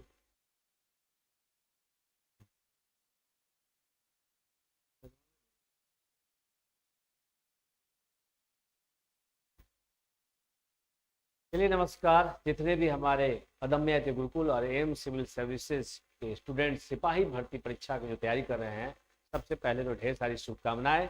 और आज का जो टेस्ट है, टेस्ट विधिवत हर सैटरडे को आपको मिलता होगा और क्वेश्चंस मैं टेलीग्राम पे या फिर आपको जो ग्रुप बना हुआ है उसके माध्यम से मिल जाता होगा। एनीवे, सबसे पहले तो मैं बारी बारी से जो शिक्षकगण यहाँ पे आपको उपस्थित हो रहे हैं और डिस्कशन जो कराएंगे, और डिस्कशन में आपको पता चलेगा कि मैंने कहाँ पे गलती किया। और क्वेश्चंस का लेवल आज बहुत हार्ड नहीं है जिससे आप परेशानी में पड़ जाए, लेकिन क्वेश्चंस अच्छा क्वेश्चंस है, उसको आप बनाना चाहिए। सर हमारे बीच में राजेश सर आए हुए हैं, इंग्लिश वाले सर, वो भी आपको बताएंगे कि इंग्लिश में किस प्रकार का क्वेश्चंस रहता है, थोड़ा सा आपको बता भी देंगे और डिस्कशन भी करा देंगे। एनीवे, बारी बारी से रहमान सर हैं, ब्रजेश सर हैं या अन्य शिक्षकगण आपके पास पहुँचेंगे और डिस्कशन कराएंगे। हमारा जो एप्लीकेशन है एम सिविल सर्विसेज और Rahman sir live classes, 2-2 application पे बिहार सिपाही भर्ती परीक्षा का जो कोर्सेज चल रहा है, यह कोर्स आप देख सकते हैं। वहां से अगर इंस्टॉल नहीं किए तो इंस्टॉल कर लीजिए, प्ले स्टोर में जाइए और रहमान सर लाइव क्लासेज लिखिए। जैसे ही रहमान सर लाइव क्लासेज लिखते हैं आपको वहाँ पे इन्फॉर्मेशन मांगा जाएगा, इन्फॉर्मेशन दीजिए और इनरोल्ड हो जाइए। वहाँ पर बैच नंबर लिखा होगा, बैच 1, बैच 2, बैच 3। जैसे ही बैच 3 में आप इनरोलमेंट लेते हैं या अभिमन्यु बैच भी है, उस बैच को भी आप ले सकते हैं। या लाइव क्लासेस चलेगी और वीडियो अपलोडेड भी मिलेगा ताकि आप उसको कहीं भी किसी भी समय किसी वक्त आप उसको देख सकते हैं। आपको किसी तरह का परेशानी नहीं होगा, कॉन्सेप्ट भी क्लियर होता जाएगा और पीडीएफ के साथ साथ क्वेश्चंस भी आपको मिलेगा। क्वेश्चंस के लिए आप घबराएं नहीं, बहुत सारे क्वेश्चंस आपको मिलेगा। हमारा टेस्ट सीरीज भी शुरू हो चुकी है, Rahman sir test series app के माध्यम से, उस एप्लीकेशन के माध्यम से भी आपको सिपाही भर्ती परीक्षा के विशेष रूप से उसमें मटेरियल दिया गया है, उसका भी आप लाभ उठा सकते हैं। सबसे पहले डिस्कशन में अभी राजेश सर आप चुके हैं, तो मैं चाहूंगा कि राजेश सर आए और इंग्लिश का डिस्कशन और इंग्लिश के बारे में थोड़ा सा टिप्स भी बताएं ताकि आपको पता चले इंग्लिश में पढ़ना क्या है। आइए सर।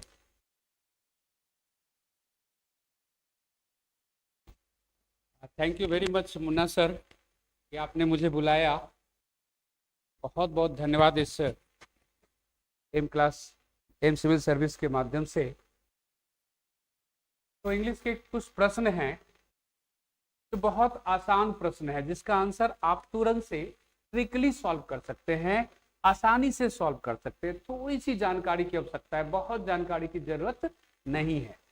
प्रश्न देखिए, is the rule applicable dash all of its इसमें फिल इन दी ब्लैंक्स करने हैं क्या, प्रीपोजिशन को, ये प्रीपोजिशन को फिल इन दी ब्लैंक्स करना है। अब कैसे इसमें हम करेंगे, पहला ऑप्शन एट है, ऑन है, टू है, इन।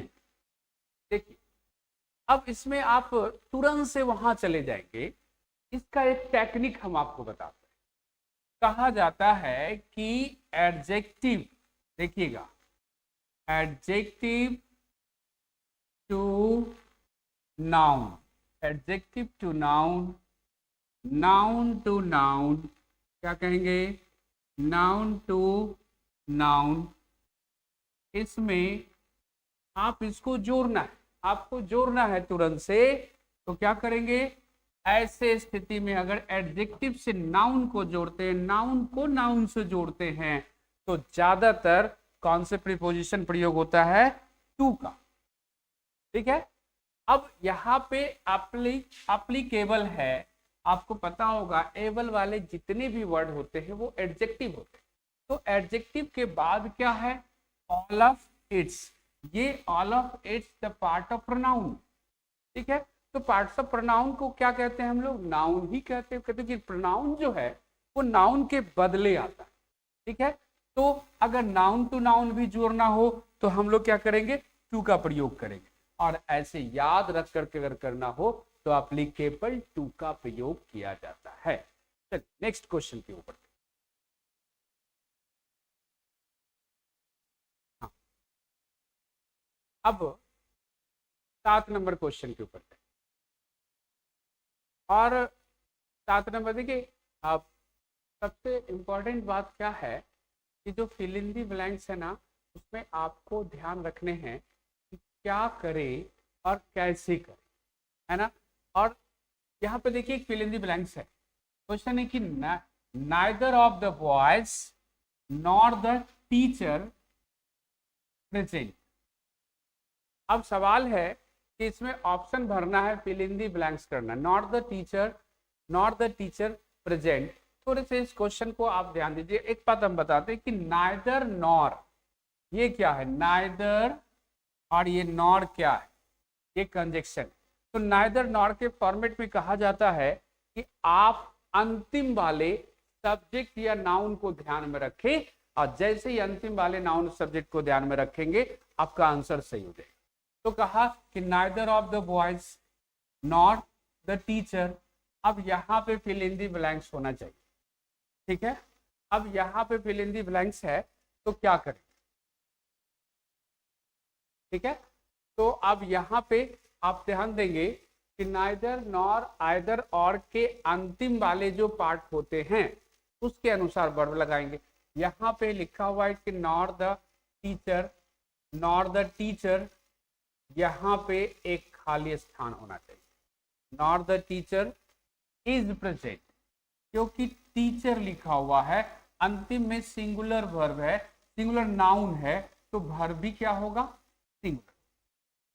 ठीक है, नेक्स्ट क्वेश्चन के ऊपर हम जाएंगे। अभी हम लोग क्या सीखे कि नाइदर नॉर आइदर और से जो भी सेंटेंस जुड़े रहेंगे उसके अंतिम में जो नाउन होगा, अंतिम में जो सब्जेक्ट होगा, अंतिम में यदि प्रोनाउन होगा, उसके अनुसार हम वर्ब का प्रयोग करेंगे। चलिए next question, fill in the blanks using the correct word from the option that follow.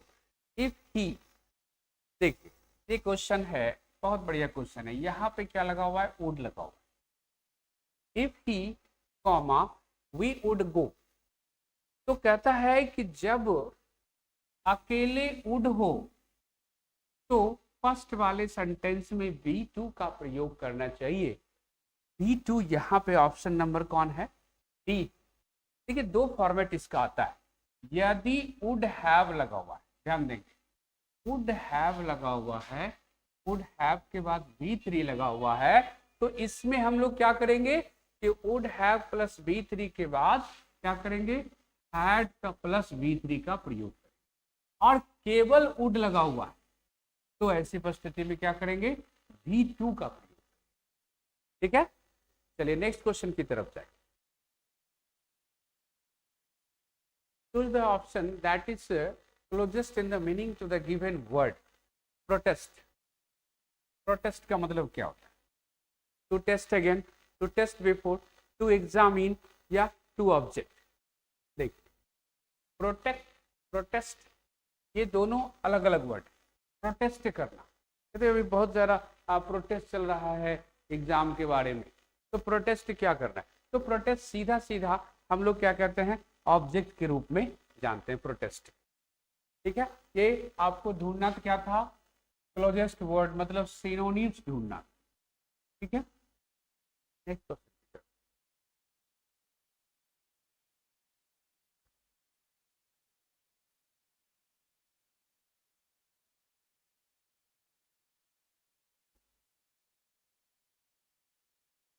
To the correct from the passive voice of the given sentence. He speaks Hindi. कौन सा tense? Simple present. Simple present का tense है ये। ठीक है, simple present tense का ये voice है। सिंपल प्रेजेंट टेंस का स्ट्रक्चर क्या होता है, सब्जेक्ट प्लस V1 या V5, और जब इसको वॉइस में हम लोग बदलते हैं तो क्या हो जाता है, subject plus is are am और प्लस क्या हो जाता है, V3। ध्यान देंगे स्पीक्स लिखा हुआ है, सिंपल प्रेजेंट टेंस है ये। सिंपल प्रेजेंट टेंस का ऑप्शन नीचे देखा जाए, हिंदी इज स्पोकन बाय ही, यहाँ पे ही गलती है, ये ऑप्शन नहीं हो सकता। Hindi was spoken by him, ये पास्ट टेंस में है, बाद लिखा हुआ है। Hindi is spoken by him, by के बाद हमेशा क्या होता है, ऑब्जेक्ट का प्रयोग होता है। ठीक है, हिंदी वाज स्पोकन बाय ही, ये भी गलत है। कहने का मतलब है ऑप्शन नंबर सी, सी इसका आंसर है, क्योंकि ये सिंपल प्रेजेंट है। आगे बढ़ते हैं हम लोग नेक्स्ट क्वेश्चन की तरफ जाते हैं।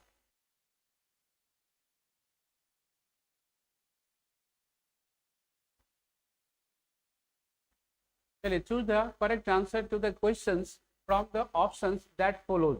इन the story the eyes are not here, where did the girls get down. ये क्वेश्चन जो है आपका सेंस से दिया हुआ है कि लिखा हुआ है कि choose the correct answer the question from the option that follow, मतलब ये स्टोरी का पार्ट है। In the story the eyes are not here, where did the girl get down. ठीक है, अब इसका मीनिंग क्या, तो ये चार ऑप्शन है, मसूरी है, देहरा है, मुंबई है, सहारनपुर। तो आप देखेंगे ये थोड़ा सा आपको याद रखना होगा कि ये बातें कहाँ से आई। ठीक है, तो क्या कहेंगे, सहारनपुर से आई।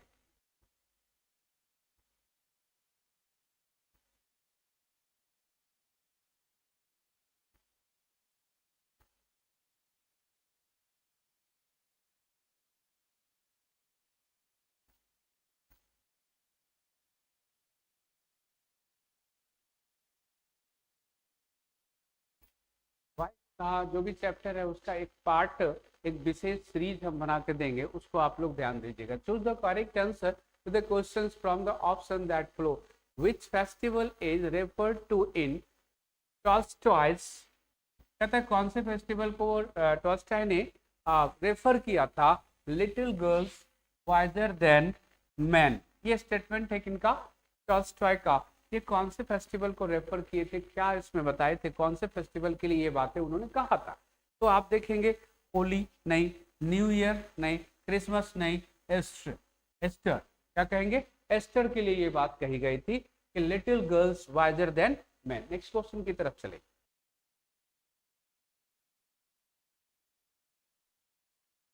To the correct option where was Sant Kabir brought up in his early childhood days। कहाँ पे सेंट कबीर साहब ने अपना शुरुआत के चाइल्डहुड का दिन वो बिताया था। ठीक है, तो अब पहला ऑप्शन है वाराणसी, इलाहाबाद, हरिद्वार और अयोध्या। तो आप पढ़ेंगे इसका संत कबीर के बारे में तो आपको पता चलेगा कि उनकी मैक्सिमम टाइम जो चाइल्डहुड की थी वो वाराणसी में बीती थी।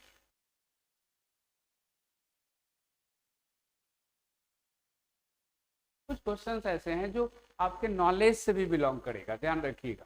तो ऐसे क्वेश्चन भी ये सब है ना। तो the correct option fill in the blanks. Sant Ravidas was a dash by profession. क्या था संत रविदास, कौन थे, ये जयंती भी मनाया जाता है, जानते होंगे आप। तो संत रविदास जो थे वो कॉबलर थे। ठीक है, वो कॉबलर थे, मतलब उसको हम लोग हिंदी में कहते हैं कि चमार थे। चलिए ट्रांसलेशन के ऊपर है, बड़ा मजेदार टॉपिक है ये कि कैसे ट्रांसलेट किया। उसने मुझे सोता हुआ पाया। सबसे पहले इसका टेंस डिफाइन करेंगे। कौन सा टेंस? तो सिंपल पास्ट टेंस। क्या कहेंगे इसको? Simple past. उसने मुझे सोता हुआ पाया, ठीक है। He found me sleeping, तो सिंपल पास्ट। पहले तो उसने मुझे सोता हुआ पाया, तो सबसे पहले उसने मुझे पाया, तो क्या होगा? He found। अब कैसे पाया? तो कैसे पाया, तो आंसर इसका क्या है? सोता हुआ। अब सोता हुआ यहाँ पे ये ऑब्जेक्ट है, ये क्या है? ऑब्जेक्ट है। और मुझे भी क्या है? ये भी ऑब्जेक्ट है। ध्यान देंगे, ये भी क्या है? ऑब्जेक्ट है। दो ऑब्जेक्ट इसमें होता है। अब सोता हुआ का जो ऑब्जेक्ट है ये स्लीपिंग होता है। कहने का मतलब है ये ऑब्जेक्ट जीरंड वाला ऑब्जेक्ट, तो इसको हम लोग क्या करेंगे? स्लीपिंग में यूज करेंगे। तो he found me sleeping, he found me slept, he found me to sleep, he found me having slept. इसमें से कोई आंसर नहीं है। तो आंसर कौन है? पहला नंबर, क्योंकि सबसे पहले हम लोग देखेंगे कि ऑब्जेक्ट कहाँ आ रहा है ना। तो यहाँ पे देखिए स्लेप्ट कर दिया है, ये तो वर्ब का तीसरा रूप कर दिया। यहाँ पे देखिए स्लीप, टू स्लीप कर दिया, ये वर्ब के रूप में इस्तेमाल किया। यहाँ पे देखिए हैविंग स्लेप्ट किया है, मतलब ये पार्टिसिपल के रूप में यूज किया गया। इसलिए इसका आंसर क्या हो जाएगा? ही फाउंड मी स्लीपिंग। स्ट्रक्चर ध्यान रखेंगे, सब्जेक्ट लगाएंगे, सब्जेक्ट के बाद V2 लगाएंगे, V2 के बाद क्या करेंगे? ऑब्जेक्ट लगाएंगे, और दूसरा भी अगर कोई ऑब्जेक्ट हो तो यहाँ पे जीरंड का प्रयोग करेंगे। यही स्ट्रक्चर से ये क्वेश्चन बनेगा, ध्यान दीजिए, ठीक है। नेक्स्ट क्वेश्चन की तरफ हम लोग जाएंगे। क्वेश्चन अब समाप्त हो गई। अगले डिस्कशन में फिर आपसे मिलते हैं और जबरदस्त डिस्कशन के साथ। Thank you very much.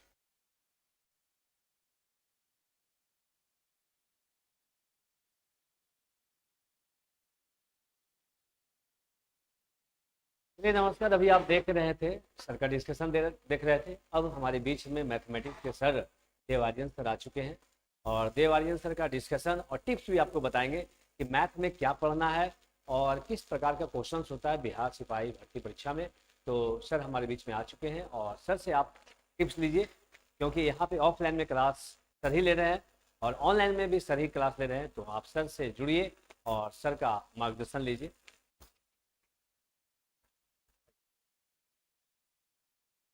Thank you Munna ji. जैसा कि आप लोगों को मालूम है कि यहाँ अभी जो है हम ऑफलाइन और ऑनलाइन माध्यम से आप लोगों से हमेशा रूबरू रहते हैं और आपको किसी प्रकार के क्वेश्चन की जो है अगर आपसे सवाल सॉल्व नहीं होते हैं तो आप आके हमसे डायरेक्टली मिल सकते हैं, कोई भी क्वेश्चन हमसे पूछ सकते हैं।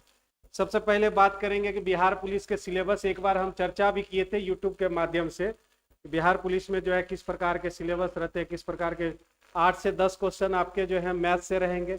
आपके सिर्फ अब किताब सिर्फ RS अग्रवाल को आप फॉलो करते हैं या एम सिविल सर्विसेज के माध्यम से जो टेस्ट सीरीज के जो बुक्स आई है उस बुक को भी अगर आप फॉलो करते हैं, टेस्ट सीरीज जो आई हुई है उसको भी अगर आप फॉलो करते हैं और आप मैथ के लिए RS अग्रवाल बुक को फॉलो करते हैं तो आपकी बहुत सारी चीज़ें जो है कमांड में आ जाए। इसके अलावा जहाँ भी दिक्कत होता है उसके लिए तो मैं हूँ ही। चैप्टर वाइज आपका ऑनलाइन में जो है सिलेबस चल ही रहा है। आप बिहार पुलिस के सिलेबस से आप जुड़िए, बैचेस से जुड़िए और ज़्यादा से ज़्यादा जो है बच्चों को आप जो है आप प्रमोट कीजिए और ज़्यादा बच्चों को आप सपोर्ट भी कीजिए, ठीक है। तो बढ़ते हैं अगले। ये हमारा जो है मैथ का जो है कुछ क्वेश्चंस हैं, 8 से 10 क्वेश्चन आपके हर एक सेट में मिलेंगे और आपको बेहतरीन तरीके से जो है मैं आपको अभी डिस्कशन कराऊंगा। सबसे पहला नंबर क्वेश्चन है 14 नंबर क्वेश्चन। 14 नंबर क्वेश्चन ये आपका जो है चक्रवृद्धि ब्याज से रिलेटेड है, ठीक है।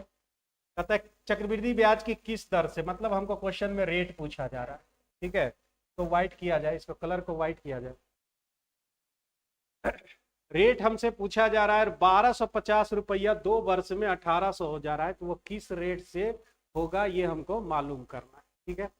1250 रुपया ये हमारा हो गया मूलधन और ये हमारे 2 वर्ष बाद के मिश्रधन हो गए। 1250 रुपया और ये हमारा 1800 रुपया। सबसे पहले हम इसे काटने की कोशिश करेंगे, चूंकि 2 वर्ष है तो आप पावर 2 के लाने की कोशिश कीजिए। अगर 3 वर्ष रहेगा तो पावर 3 में लाने की कोशिश करेंगे। तो आप यहाँ पे पहले 0 हम यहाँ पे कैंसिल आउट करते हैं। हमारा ये 25 बचे और ये 36 बचे। तो आप 2 वर्ष है तो यहाँ हम 2 के पावर में लाने की एकदम 5 और ये 6, 5 और 6 का ये स्क्वायर हो जाएगा, ये भी आपका 5 का स्क्वायर 6 का स्क्वायर, 5 से 6 हो गया। यानी आपका अगर हम इसको 100% मानते हैं तो इसको 120% मानते हैं, यानी हमारा 100 से 20% जाता है, यानी हमारा रेट क्या है 20% है। या ऐसे कह सकते हैं 5 से 6 बढ़ गया तो 1 बढ़ गया, कितना में से 5 में से, तो आपको हमको निकालना होगा और निकल के आ गया हमारा रेट 20%। इस क्वेश्चन का सही जवाब है सी नंबर ऑप्शन। एक बेहतरीन क्वेश्चन था आपका, रेट मालूम करना था। नेक्स्ट क्वेश्चन 15 नंबर क्वेश्चन है, इसके जस्ट बाद 15 नंबर क्वेश्चन में आइए। प्रॉफिट एंड लॉस और डिस्काउंट, डिस्काउंट से रिलेटेड ये क्वेश्चन है। 12% आप किसी को छूट दे देते हैं, सिंपल सी बात है कि 12% अगर आप छूट दे देते हैं तो आप पैसा कितना का लेंगे, 88% का लेंगे। 88% का आपका जो है ये सेलिंग प्राइस हो जाएगा, उससे वसूला कितना जाएगा 308 रुपया, ठीक है। ये हमारे हो गए। अगर हम यहाँ पे जो है 8 छके 48, 6 चौका 24 ना, 11 से हम पहले कैंसिल आउट करते हैं, तो 11 से हमारा 8 बार में, 11 से 2, 11 2 22, 11 8 88, ठीक है। 11 से 8 बार, 8 बार में, ये 28 बार में, तो ये 2 चौका और ये 7 चौका, मतलब 2% का जो वैल्यू है वो 7 के बराबर, 2% वैल्यू 7 के बराबर है। तो हमसे पूछा जा रहा है अंकित मूल्य कितना है, 100% हमारा कितना होगा, ये बातें पता करनी है। तो 100% 2 से हम कितना हो गए 100, यानी 50 टाइम्स हुआ, तो ये भी हमारा 50 टाइम्स अगर हो जाएगा हमारे हो जाएंगे 350 रुपये। तो हमारा जो MRP होगा वो आपका 350 रुपया होगा, ए नंबर ऑप्शन ये था हमारा। नेक्स्ट अगले क्वेश्चन की तरफ बढ़ते हैं। अगला क्वेश्चन है हमारा 18 नंबर क्वेश्चन। क्वेश्चन नंबर 18 जो है, सारा कोई भी ट्रायंगल है, यदि उसका एक एंगल जो है रिमेनिंग जो 2 एंगल्स बचेंगे उसके सम के बराबर, योग के बराबर, ठीक है। तो ये तो सिर्फ एक समकोण त्रिभुज में ही ऐसा पॉसिबल है, ये 90 डिग्री है, तो ये हमारा दोनों योग जो है 90 डिग्री, क्योंकि एक त्रिभुज के जो है तीनों कोणों का योग 180 होता है, ये अकेले 90, बचेगा 2 कोण, वो दोनों का योग 90 होगा। ऐसा सिर्फ एक ही त्रिभुज में हो सकता है और वो है समकोण त्रिभुज, right angle triangle. Next question 22 number सवाल, एवरेज से रिलेटेड ये क्वेश्चन है। आपके x1 से लेकर xn तक का माध्य दिया हुआ है x डैश, ठीक है। तो अगर हमको कोई कहा जाए कि इसका योग बताइए, तो हम x1 से लेकर हमारा जो है xn तक का जो योग होगा वो n संख्या है और वो एवरेज हमारा x डैश, ये हमारा x1 से लेकर xn तक का योग आगे कह रहा है y1 से y1 n तक, y1 से हम शुरू करेंगे yn तक जाएंगे, तो n नंबर्स हमारे हुए और उसका एवरेज दे रखा है y डैश, ठीक है। अब यहाँ x1 से लेकर xn तक और फिर y1 से लेकर yn तक का माध्य हमसे पूछा जा रहा है, यानी एवरेज पूछा जा रहा है। तो हम सबसे पहले इसका योग लेंगे n x डैश, फिर हमारा n y डैश, और हमारे जो है ये कितने नंबर्स थे, n नंबर्स था, ये भी कितने नंबर्स थे, n नंबर्स थे, तो हमने टोटल नंबर से डिवाइड कर दिया। एवरेज बराबर होता है योग बटे संख्या। अब n से n हम कॉमन लेते हैं तो हमारे पास बचता है x dash plus y dash, नीचे में हो जाता है 2n, n आपका कैंसिल, तो आपके पास बच जाते हैं x dash y dash by 2। तो इस क्वेश्चन का जो आंसर है हमारा सी नंबर ऑप्शन जो है बिल्कुल सही है। तो बहुत बार क्वेश्चन पूछे जा चुके हैं, ये बहुत ही प्रीवियस क्वेश्चन है और बेहतरीन क्वेश्चन भी। पढ़ते हैं अगला क्वेश्चन। अगला क्वेश्चन है हमारा 43 नंबर क्वेश्चन, सीधे 43 नंबर क्वेश्चन की ओर आगे बढ़ेंगे। 43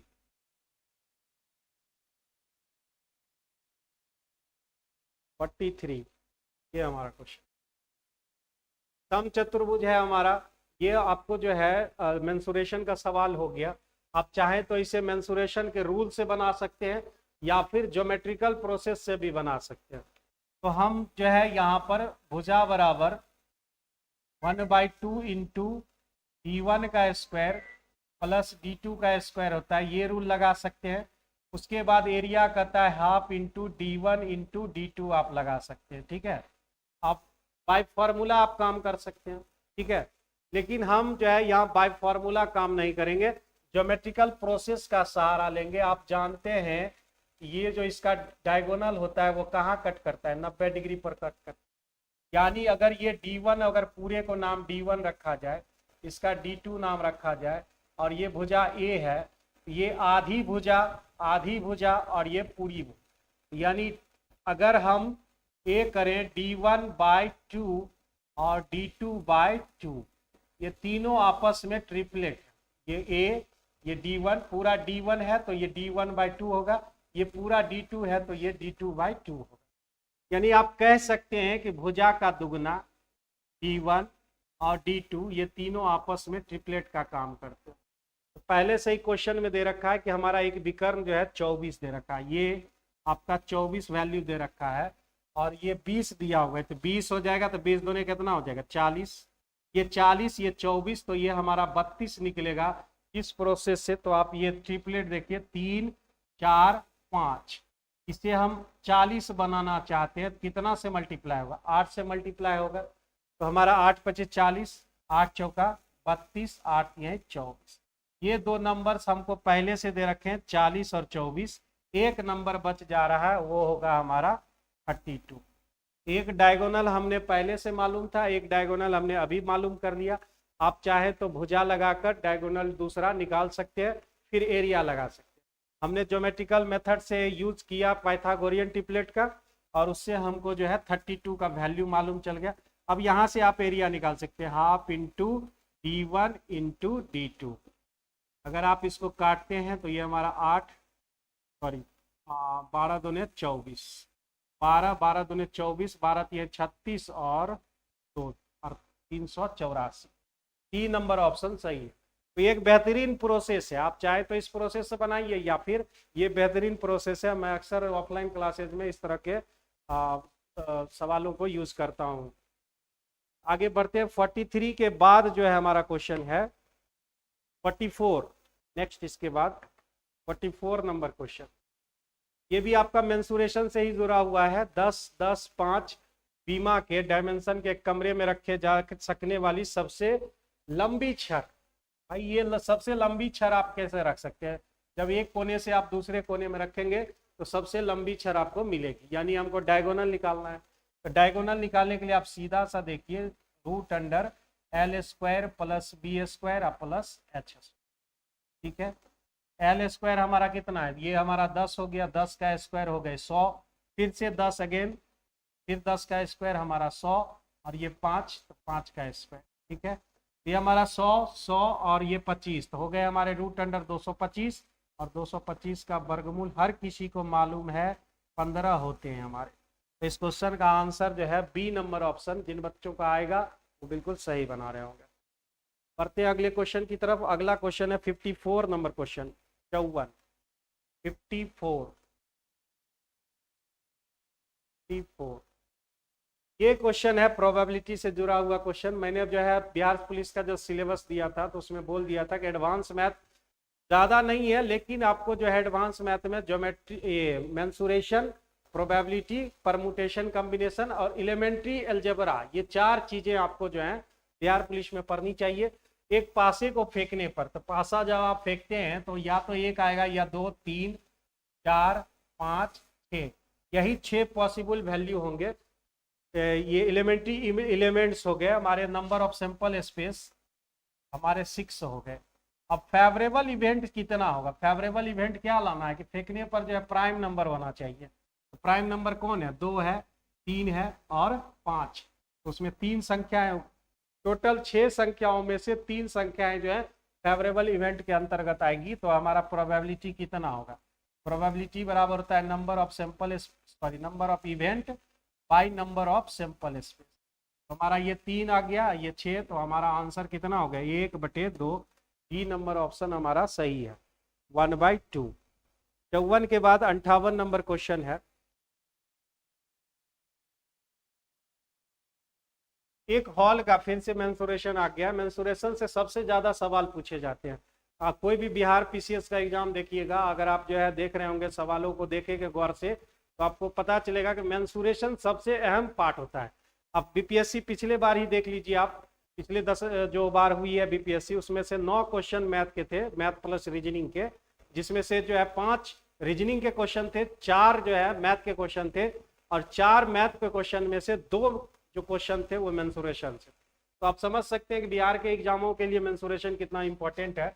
एक हॉल का फर्श आयताकार है, इसकी लंबाई 45, चौड़ाई 36, तो इसका एरिया कितना होगा, लंबाई गुने चौड़ाई। ठीक है, हॉल के फर्श को ढकने के लिए 6 मीटर और 5 मीटर के आकार के कितने कारपेट की आवश्यकता होगी। सीधे हम डिवाइड करेंगे और हमको नंबर ऑफ जो भी नंबर्स है हमको मिल जाएगा, 6 मीटर का और ये 5 मीटर का। 6 से हमने इसको काट दिया और ये हमने 9 से काट दिया, तो हमको टोटल कारपेट की संख्या जो है 54 मिल जाएगी। ये C number option is right answer. 63 number question की ओर बढ़ेंगे। Question number 63, again profit and loss. एक दुकानदार अपनी दुकान के प्रत्येक सामान पर 30% छूट देता है। सिंपल सी बात है, अगर 30% छूट दिया जाए तो उसे 70% का पैसा लगेगा। त्योहार बट्टा घोषित किया गया, विजय ने एक मोबाइल फोन खरीदा, उसे 960 रुपया का डिस्काउंट मिल गया। तो इसका मतलब हुआ ये 30%, ये 960 रुपया के बराबर हो गया। परसेंट में 30% का डिस्काउंट और रुपया में 960 रुपया का डिस्काउंट मिल गया। तो हमने यहाँ कैंसिल आउट कर दिया, 32 तिहाई हो गया हमारा 96। ठीक है, कह रहा है कि मोबाइल फोन का अंकित मूल्य बताइए, मतलब 100% हमको निकालना है। तो 100% हमारा हो जाएगा 3200। 3200 हमारा कहाँ है, बी नंबर ऑप्शन। तो ये राइट आंसर है, बी नंबर ऑप्शन। 63 के बाद आपका जो क्वेश्चन है वो है, बस यहीं तक क्वेश्चन है, 63 तक ही। ठीक है, तो माय डियर स्टूडेंट्स, ये थे 8 क्वेश्चन जो आपके बिहार पुलिस से रिलेटेड क्वेश्चन है। आप लोगों से मैं रिक्वेस्ट करूंगा कि जो है आप आर.एस. अग्रवाल सवालों को लगाइए, और उसमें जो भी प्रॉब्लम होता है आप हमसे डायरेक्ट मिलकर जो है क्वेश्चन सॉर्ट आउट कर सकते हैं, या एम सिविल सर्विसेज के ऑफिस में आकर मिल सकते हैं। तब तक ये आप रिवीजन बेहतरीन तरीके से कीजिए, आर.एस. अग्रवाल सवालों को बनाइए। प्रीवियस 5 साल पहले पीछे का जो है आप किताबें उलटिए, उसमें जो भी क्वेश्चन है उसको बढ़िया से एनालिसिस कीजिए और देखिए कि किस चैप्टर से कितने क्वेश्चन आ रहे हैं। फिर आगे आप एक नई दिशा की ओर